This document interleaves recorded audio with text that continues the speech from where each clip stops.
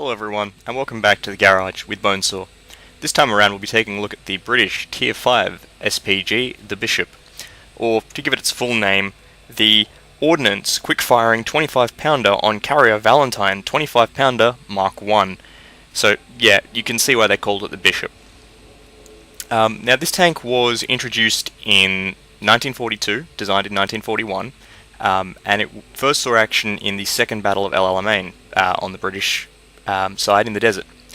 And it was designed to give the British forces a means of moving their artillery more rapidly in the desert. And overall it didn't perform very well. It was designed and built in 1941 by the Birmingham Railway Carriage and Wagon Company, and as the name implies, these guys weren't really that experienced in building tanks. They based it off of a Valentine chassis. As you can see, most of the hull is essentially a Valentine. They've just replaced the turret with this casemate superstructure. And that was because the Valentine was quite easy to put together. It was reliable and proven, and they had them in surplus. Unlike things like the Matilda was much harder to put together, much more technologically complex. Not in that it was an advanced tank, but more that it just required a lot of craftsmanship and man-hours to put together. The Valentine was much better suited to mass production. And they essentially mounted the British quick-firing 25-pounder artillery gun into the casemate. Now, unfortunately, they made a couple of pretty big mistakes in regards to designing an artillery vehicle. As I said, they hadn't really had any experience in doing this. So first off, they made the casemate structure completely enclosed. Now, generally speaking, enclosed casemates are a relatively recent occurrence in artillery. Most of the artillery before, I'd say about maybe 1960, generally tend to be open-topped. If you look down at my my tank carousel down the bottom, everything from my Lloyd gun carriage over to my AMX-13 F3, aside from the Bishop, has an open-topped crew compartment, and there's a reason for that. And the reason is the fact that firing an howitzer or a field gun or any other sort of artillery piece regularly and repeatedly builds up a lot of fumes and smoke and heat. So generally speaking, the open casemate is there to allow ventilation so the crew don't suffocate on, the after effects of firing the gun. The other thing is the fact that howitzers, generally speaking, need a fair bit of elevation in order to achieve their maximum range. So often these vehicles have open tops in order to facilitate the elevation of the gun. The Bishop has neither of these things, which meant that in desert fighting it was incredibly poor as a work environment, because that it just so much heat built up in that casemate. The crews often operated with these rear doors, as you can see on the back, completely opened, and some crews even removed the doors from the tank altogether, and would have extra decking mounted on the back of this engine compartment in order to allow them to kind of fight half out of the crew compartment so they weren't all cooped up in there in the heat. And once again, the other issue I mentioned was the elevation. The elevation on the main gun of the Bishop was only about 15 degrees, which halved the range of the gun from when the 25-pounder was mounted on a standard carriage. Its range was determined by a mixture of elevation and the charge capacity loaded. For longer ranges you would load a heavier charge. On the Bishop, unfortunately, the lack of elevation meant that the range was severely limited. It was dropped by roughly about half to about roughly 5.9 kilometers, 5,900 meters. Now, I mean, in World of Tanks, when you're on a 1 kilometer by 1 kilometer map, that doesn't actually sound all that bad, but in order to balance the vehicle, Wargaming did give it, I guess you say, a historic range in some ways, in that it is a very short artillery piece. It doesn't shoot anywhere near as far as most of the other vehicles do for Tier 5. It generally only has about a range of maybe 500 to 400 meters, which means that it's not particularly effective in long-range engagements. You really need to move up and be an artillery support vehicle. In real life, to kind of counter this, the British the tank crews would essentially dig an earthen ramp using either shovels or some form of excavation vehicle like a bulldozer, drive the tank up the ramp, thus elevating the front of the tank and giving it that extra range. But it wasn't very practical, especially if the vehicle had to displace, and overall the Bishop was not a very well-liked tank, especially because it was quite slow as well. For mobile warfare it wasn't very useful. In World of Tanks, unfortunately, shell range is an encoded parameter. You can't put the tank on a slope to try and increase its range or anything like that, so you are stuck with the bishop's range. There are, however, a couple of anachronisms that make this tank much more effective, and as poor as it was in real life, it is in fact a very, very good tier 5 artillery piece. Now first off, let's have a look at the guns it gets. It starts off with the quick-firing 25 pounder, which we all know and somewhat hate from the Birch gun. This is the historic configuration of the Bishop, and it's really quite terrible. The main gun has a quite high rate of fire, 6.82 rounds per minute, which is pretty damn good for an artillery piece. It means the Bishop shoots very quickly. Downsides are it only has 44mm of penetration with high explosive and 280 damage. Generally speaking, you won't penetrate anything and you'll be plinking KVs for 25 damage per shot, which is kind of alright considering the fact that, you know, you shoot so quickly. The downside is the fact that the gun is actually quite inaccurate, 0.68 dispersion. And as you've seen from the Birch gun, if you've played the Birch gun, the aim circle on the 25 pounder is roughly an oval. You'll tend to miss a lot of shots. There's virtually no splash damage on the gun. So generally speaking, you won't be doing a lot of damage. You'll just be frustrated over how many shots you're missing. And generally speaking, you won't one-shot vehicles. I've hit enemy artillery pieces, things like open-top vehicles like grills with this gun. And, you know, I've done some damage, but I haven't one-shot killed them like a normal artillery piece would. Despite how bad the stock gun is, however, the upgraded gun is a massive improvement. The upgraded gun is the quick-firing 4.5-inch howitzer. Now, as far as I'm aware, this gun wasn't historical. Generally speaking, the Bishop was removed from British service and kind of disseminated to the artillery regiments across the conflict of the Second World War once the sexton and priest became available in more sufficient numbers, because the Bishop was just so underwhelming. So as far as I'm aware, the 4.5-inch howitzer was never actually implemented, but in World of Tanks we get that benefit of the anachronism, and it's a really good upgraded gun. The range is roughly the same. The 25 pounder howitzer, unlike on the Birch gun, doesn't have full map range. It does that quite short range that's characteristic of the Bishop. And on the 25 pounder howitzer, it really kind of sucks because you have to get close enough to the enemy and it's inaccurate and you'll more than likely die as a cost. But the 4.5-inch howitzer is a substantial upgrade. In calibers, it's roughly 122mm of shell, so it's a 122mm howitzer shell. And so we've seen from, you know, things like the KV and other vehicles like that how much a 122mm high explosive shell can do. It has a slower rate of fire of 4.65 rounds per minute. That's still only roughly a 10-second reload time, which is pretty damn quick for an artillery piece. Average penetration is only 57mm, not amazing, but you know, it's getting there, and 450 average damage is much better. It means that even if you don't penetrate, you'll generally be doing a couple of hundred damage. 4.5 second aim time is great, and although it seems less accurate with 0.72 dispersion, 100mm, the aim circle in this gun is, you know, a circle. It's not an oval, so you will generally hit quite accurately, and you can actually be quite precise with the aiming of this gun. You can drop shells pretty much right on the engine deck of enemies to set them on fire, things like that. And the other upside of the Bishop is that its high rate of fire means that you can, you know, even if you've missed the first shot, you can generally get that follow-up shot quite quickly, and you'll be well aimed, and you can do some good, consistent damage to the enemy, effectively keeping enemies locked down for your allies to kill. You can just take their track off and keep them tracked, and just pick up some good damage. The other advantage of this gun is that to kind of compensate for its short range, Wargaming decided to give it an anachronistically high shell arc. That means that the Bishop's shell arc is one of the highest in the game. It's almost a very, very tight parabola. It's verging on being an oval. So it essentially means that the Bishop can fire over bits of cover and hit tanks behind cover, whilst it is hiding itself behind cover that most other SPGs can't do. You can essentially sit yourself behind a rock on some maps, drop shells over the top of this rock, and the enemy won't have a clear shot to you. You can also engage enemies who think they are, you know, safe behind a piece of cover, and promptly start dropping shells on them, which is really, really great. It means that you can really support your allies in the advance. and it means that the enemy's less likely to be able to just keep popping in and out of cover. You can really push those lanes with your allies, and that means that even though you have a short range, you still have some advantage you can bring to the table, and you're not just risking your life for nothing. With the bishop, as I've mentioned a couple of times, you do have to get very far forward to help support your allies. You don't have to quite be on the front line, but you still need to be up close.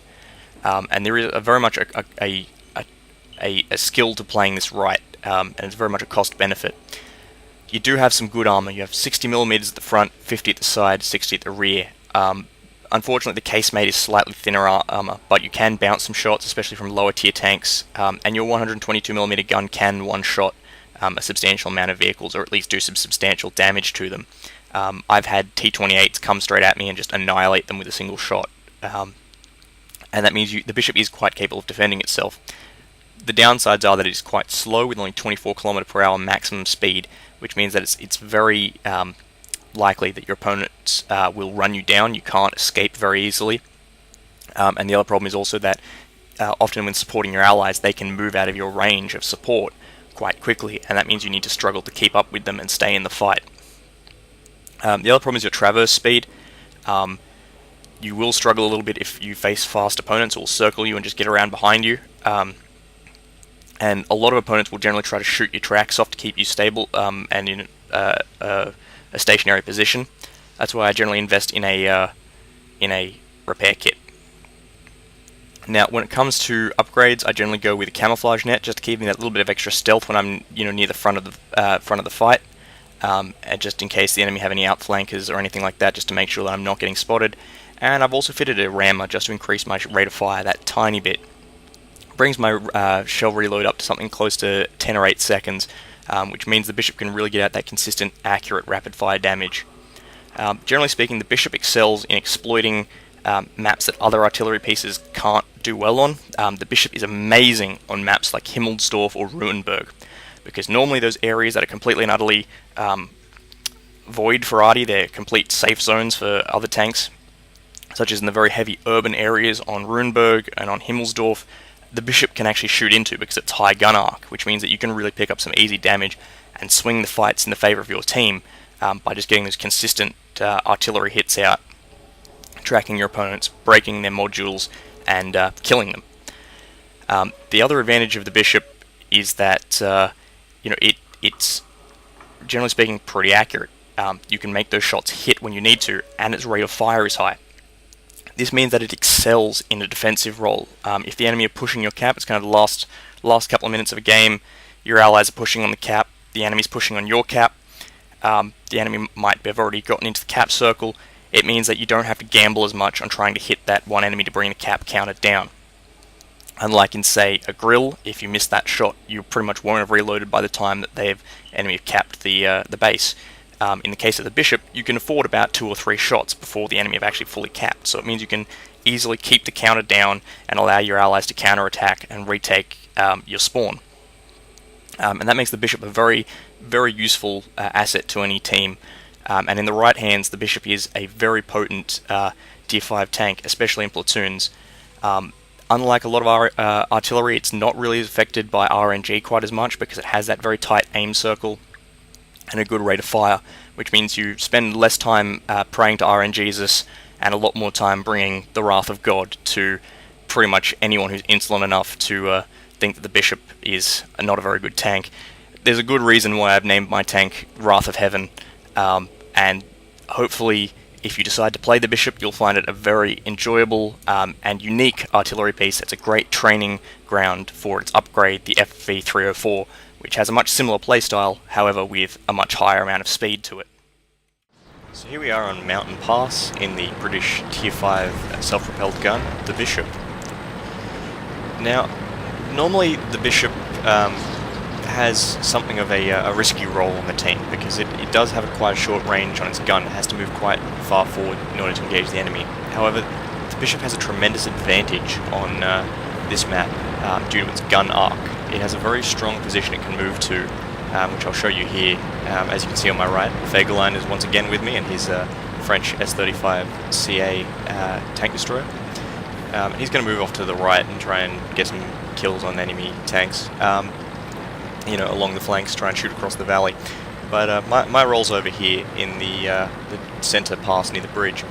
Now from this position, you generally speaking can lob shells over this mountain range into enemies around the D6, D7 area around here, which normal artillery pieces can struggle to hit even from up on the cliff there.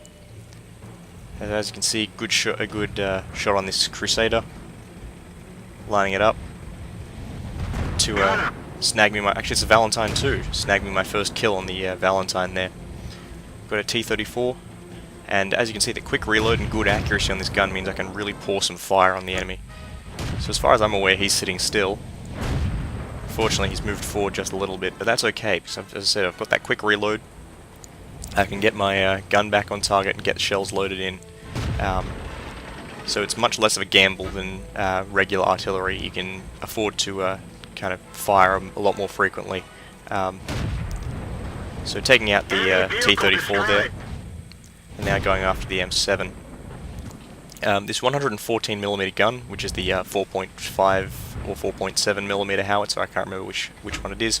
The top gun on the Bishop is more than capable of one-shotting a lot of lightly armoured targets, things like that Marder 38T, that M7 medium, and even doing substantial damage to things like that T1 heavy right there.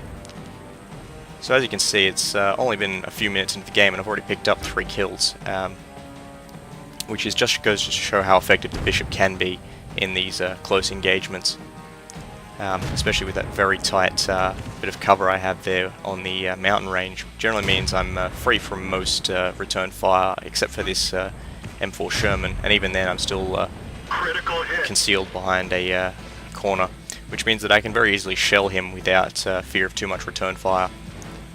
As you can see, good damage output on the gun, and a good reload means I can generally engage him before he gets his track back up. Critical hit. So as you can see there, unfortunately low damage roll, his track ate most of that damage, but still good damage output on that Sherman, keeping him immobilized. Unfortunately our right flank is folding to a small extent. See if I can get that Sherman, but he's probably moved on.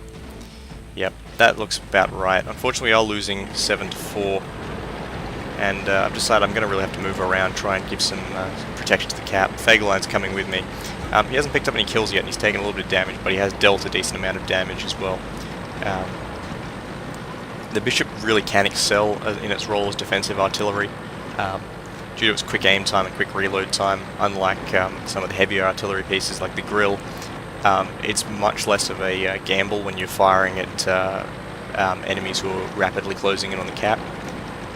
Because it means even if you miss the shot, you've got the second reload up quickly, and generally speaking your high accuracy means you can very easily immobilize or even kill enemies who are pushing in and trying to take advantage of an opening. It also, to a large extent, discounts the small range of the Bishop as the enemy are moving towards you. Alright, we've got the shot on the T1. I'll put a critical into him, take a little bit of damage there, unfortunately, but Fageline's using the 17-pounder, got a good damage output on that T1 heavy, and we managed to take him down. Now the M7, he's using the 37mm gun, he can't penetrate me. Unfortunately, I'll donk the shot there. As you can see, the tight angle on the gun there working against me, and unfortunately we've got artillery shooting at us now. Thankfully, he managed to miss the shot. So I'm going to move up on this this M7, however Fageline picks up the kill there. So that's 5 kills all up for the platoon so far, which generally speaking is more than anyone else has gotten on the team. Alright, I'm going to move around here. He's on lower health than me, Fageline, so I'm just going to move around and try and get eyes for him. The Bishop does have a decent amount of armor. It's not amazing, but it's built on a Valentine hull, so you can generally speaking absorb a decent amount of hits. As you can see, easily bouncing the shots from that M7 with the stock gun. Alright, I'm pretty sure we've got something coming up behind us, so we're turning around. Pretty sure we're going to have some mediums and a KV showing up pretty soon, so chances are we're going to try and hug this corner. Yep, we've already got one on the cap. Alright, there's the T49. T49's gotten past Fageline. I'll finish him off. Good double team there. 6 kills all up for the platoon. Fageline takes out the 38T, that's 7 kills. We've taken it from 4-6 lost up to a 9-12 loss, that's pretty good so far. Alright, bring it around. Unfortunately, we've got artillery behind us. I'm going to turn around and try and engage him. Fagline will hold the opposite direction. We've lost the track. Unfortunately, he's taken my track, and now I've got a KV on my flank, and that's not going to work out well for me. We're dead for it. Hopefully Fagline can take out the KV. And unfortunately, M4 hiding behind the KV managed to get Fagline, so that's unfortunately a loss for us, but a good team defense and a good show of the Bishop in its close quarters role. So here we are on Karelia in the British Tier 5 artillery piece, the Bishop. Unfortunately, this is an assault game. Thankfully we are defending, which makes it a little bit easier for us. But regrettably, the Bishop's short range means that it does struggle on this map. Even though it excels in a defensive role, you will find that the range on this gun means that you really can't engage the enemy to your full extent. You really do have to move quite far forward. Thankfully the shell arc on this gun is quite high, which means you can take advantage of a lot of the cover pieces around the place and get really dug in and hard to kill. Once again, the downside though is that you can't really support your team as effectively as you could in a standard game or an encounter battle. Now Fagline's managed to get himself a setup on the other flank. Unfortunately, he's got a T-25-2 who's wanting to steal his spot, and unfortunately he's pushed him out of his location. And obviously being ignorant of the Bishop is telling him to move into the center of the map. Unfortunately, in a game type like this, the Bishop just can't do it. We don't have the range. And as you can see, even now I don't have the range to engage this IS-2 or any of the other targets out there. Oh, I've got now a position to engage this IS-2. I don't know why I'm getting the out of range indicator. Must be a glitch with the replay file, but I'll try and hopefully put a shell into the target.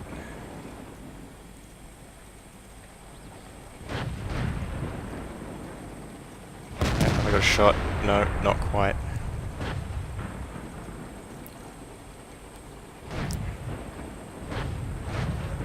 Alright, taking the shot. Unfortunately just falling short of the IS-2.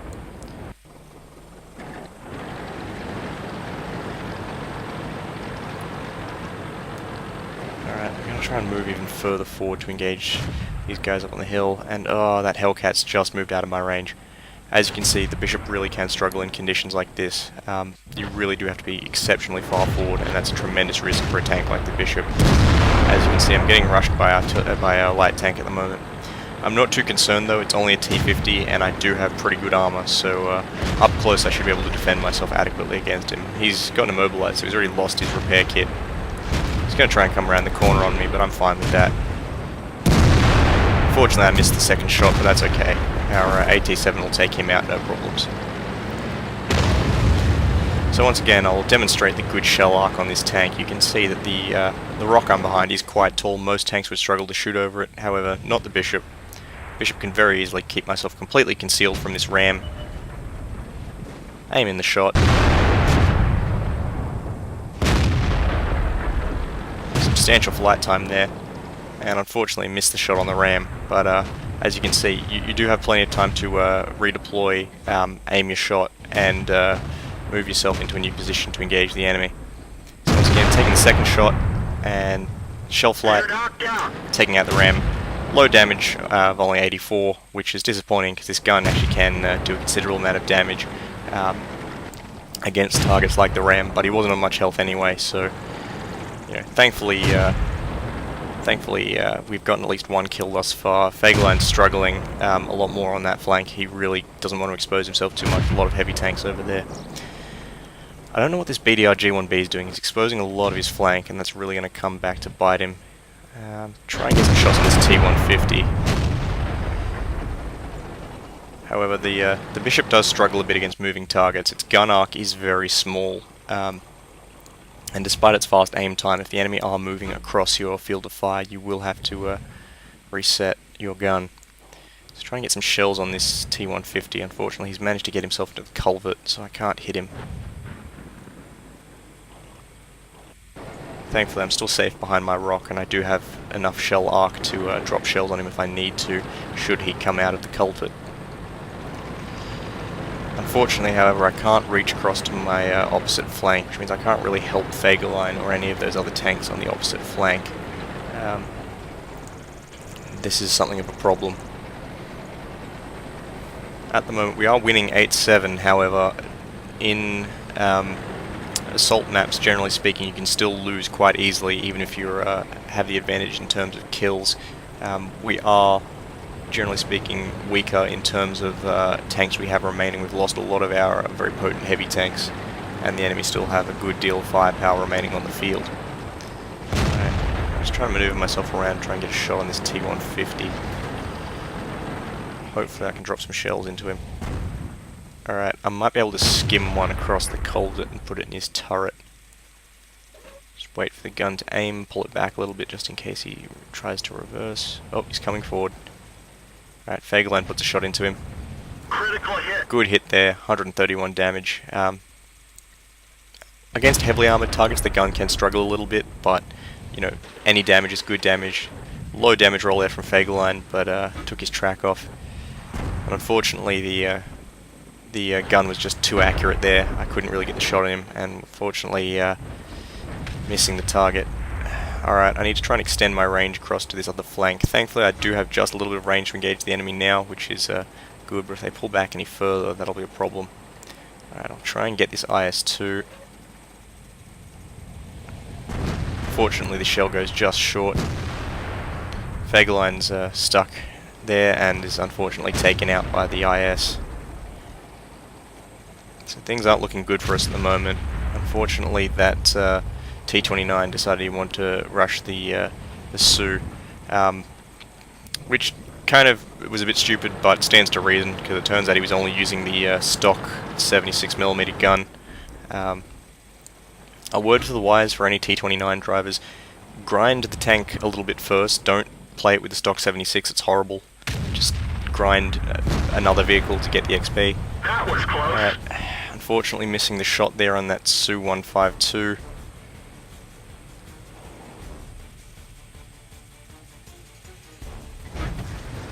Alright, the Su's come forward. Time to engage him. He's going to try and take out our Jagdpanzer IV, which he succeeds in. Critical hit. Good shot there on the Su-152.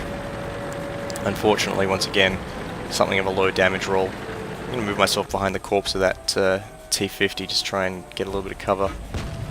Alright, the Sioux is the bigger concern at the moment because his high explosive shells can kind of negate the armor of our British tank destroyer, so I'll take him out. You're knocked out.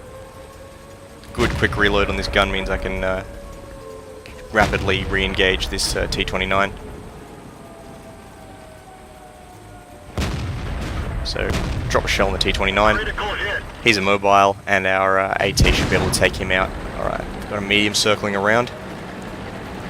So I'm going to try and get myself behind cover. I really don't want to be outflanked by a medium tank. And he's less of a concern than the heavies are. So as you can see, the Bishop really does excel in these kind of short-range firefights. Alright, I'm going to drop a shell into this IS. Critical hit. Good damage there, resetting the cap. He's only on 4%, and I do believe I've damaged his gun. Alright, that medium's concerning me. He's trying to outflank our AT, and our BDR is going full retard. He's heading straight for the cap with two enemy heavies still at large. Yeah, that was not a smart move. Drove straight into that 122mm gun. Alright, there's only one thing for it. We don't know where that KV is, but he's more than likely AFK, so we're going to advance up. We're both potentially one-shot kills for that that IS. It really depends on if he's able to hit a weak point on the AT. I have damaged his gun, so it'll be hard for him, but both of us are potential one-shot kills. So in the ideal situation, I will sacrifice myself to put him on reload. However, that's the, I guess you say, less than ideal situation. We only have 54 seconds remaining on the clock. All we really need to do is reset or kill this guy, and we have won this game. So as you can see, trying to take the lead with the Bishop here. We're not really very quick tanks, and the enemy is on 75% capture. So it's time. It's now or never. Time to put my man pants on and advance. I want to get the AT, get a little bit of a head on me, just so we can kind of pincer the IS at the same time. Alright, so he's coming around the IS.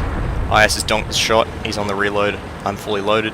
He's pulled back behind his rock, but surprise, it's Bonesaw. And 47 damage to finish him off and win us the game. So yeah, Bishop. God wills it. Ultimate defensive artillery. So here we are on mines in the British Tier 5 self-propelled gun, the Bishop. Now, this isn't amazing matching, it's Tier 7 matching for a Tier 5 artillery piece with a very short range. However, we do have one thing on our side, and that is RNGesus. So let's see if we can take the word to the heathens. As you can see, the Bishop has a pretty short range, however it can reach the hill rather effectively from the starting deployment zone, so you don't really need to risk yourself too much on mines. So let's see if we can go after this Tiger and jack him up. Zoom in as much as we can, try and get a shot on his engine deck. And unfortunately he moves forward just that tiny bit, so both myself and Fagerline missed the shot. What a heathen. Oh well. It's a good thing about the Bishop, 10-second reload, God wills it. Critical hit. Good hit right there. Damage roll might seem a little bit low, but you know, the gun on this thing isn't huge, it's only about 122 millimeters. So for 122 millimeters of high explosive, that's actually a pretty decent damage roll. See if I can get a hit on the Cheetor there. Good hit there, taking his track off and leaving him only 1%. See if I can find the other targets. Just checking to make sure that no one had a shot on me. Oh, there we go, T-34. Let's see if I can get a shell over this rock and take him out. Give him the good news. Critical hit. Not enough to one-shot him, but still some good damage, and if he stays behind that rock I should be reloaded enough to finish him off. The good reload on the Bishop means you can really keep going after targets even if you don't kill them the first time. Gotcha. God wills it. There's the T-34-85 destroyed. Praise be to RNGesus. Alright, the Tiger's making a push. See if we can cause him some trouble. Alright, he's obviously pulled back a little bit, so that was not a direct hit. Hopefully I got him with a little bit of splash. Alright, there's the Chinook taking out our KV-1S. That's not great. Let's see if we can get some shells over here onto this this American tank destroyer, the T-25. He's open topped, so hopefully if we hit him we can do a fair bit of damage, and that'll take the pressure off whoever's in the town. Alright, that's some good damage there. Taking off almost half of his health with a single shell. And that means our allies can very easily do some good damage to him in return. And it means that we've pushed them back in the town essentially. They're no longer quite dug in around this cliff face. Let's see if I can finish off this T-25. Unfortunately not. RNGesus was obviously busy with other things at this point in time. Alright, we've got a Tiger marauding over. However, he's not going to get away unscathed. We have some tank destroyers putting shots into his flanks. Let's see if myself and Fagerline can drop some extra shells into him to make him regret his decision. Repent, foul heathen! Alright, that's the Tiger damaged. He's not dead yet, but we know where he is, and he's probably tracked as well. So let's see if we can get that reload up. Oh. Alright, Tiger's less of a problem than this Chinook is, because he can spot us, and that's not good when you're a Bishop in a Tier 7 game. You only have 60mm of armor, and while it's generally effective at lower tiers, in this scenario we're not going to survive too well. Right, that's the Tiger 1 dealt with at least, which is helpful, and we know where all of the enemy armor are now. They're all mainly corralled up on the little hillock in their spawn, so hopefully this Chinook pulls back enough to let me take a shot at him. Haha, my prayers have been answered. Hold still. God wills it! Vehicle destroyed. Alright, that's 2 kills thus far. It's the hill cleared. Let's see if we can get around and put some shells over on the enemy cap. Now, Fagerline's taken a hit earlier from the Chinook, I believe, so he's not on great health. But I doubt we'll be taking too much return fire anymore. The enemy are pretty beat up, so we're just going to move ahead so we can kind of get our guns in range of where the enemy will be camping. And that means that we can much more easily put some shells on target. However, there's an E-25 out there somewhere. He's just taking out our IS, and there's a TOG. Now, Bishops love TOGs because it's almost impossible for a Bishop to miss a TOG, and because, you know, with a rapid-firing gun, you can very easily just take a TOG like to town. As you can see, good damage there, and good rate of fire means that we can very easily take him out. Vegeline doing a good amount of damage right there, They're knocked out. and I'll finish him off. Unfortunately, we've just lost Vegeline to the T-25 on 2, so I'm going to have to find somewhere to hide. Things are not looking good. The enemy artillery are going after me. So I'm just going to find a nice little bit of cover to hide behind, see if I can put some shells on this T-20. Oh, nope, the T-25's been taken out by the KV-2. Looks like I'm not really needed over there anymore. Alright, we've got a... That's the Nashorn by the look of it. So let's see if I can get a shell on him. That's the great thing about the Bishop, is its gun arc means you can kind of hide behind cover while still putting shells on target. Alright, now if he'll just hold still... No. Fortunately that one goes wide, but at least he knows I'm looking for him. Alright, our Jackson's taken out the E-25, that's good. Hopefully this Nashorn stays still long enough for me to finish him off. He's open top, so one shell will likely kill him. Nope. Once again, the reload on the Bishop really means that missing isn't too much of a consequence.